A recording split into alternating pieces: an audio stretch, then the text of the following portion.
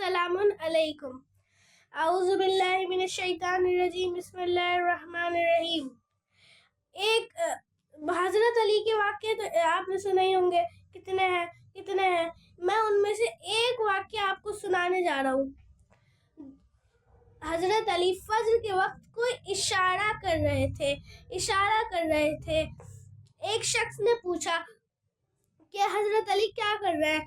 اچھا، اس شخص کے دل میں بغض علی تھا، بغض اہل بیت تھا، اور اس نے پوچھا. مولا علی نے جواب میں کیا دیا؟ میں رقص تقسیم کر رہا ہوں. اس نے پوچھا کہ کس کو کر رہے ہیں؟ مولا علی نے کہا میں جانور، انسان، حیوان، چڑیا اور ہر کسی چیز کو تقسیم کر رہا ہوں.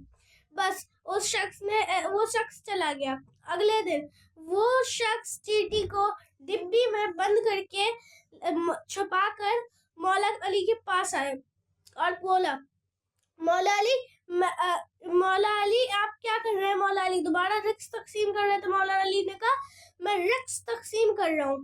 بس اس شخص نے کچھ کہہ پاتا اس سے پہلے ہی مولا علی نے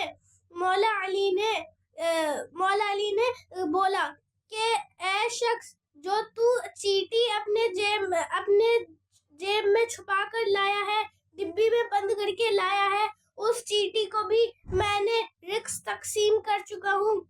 اور اس شخص نے حیرانی سے چیٹی کو ڈبی میں سے نکالا. چیٹی کو غور سے دیکھا تو کیا دیکھا کہ ایک ہرے رنگ کا پتا وہ چیٹی کے منہ میں تھا.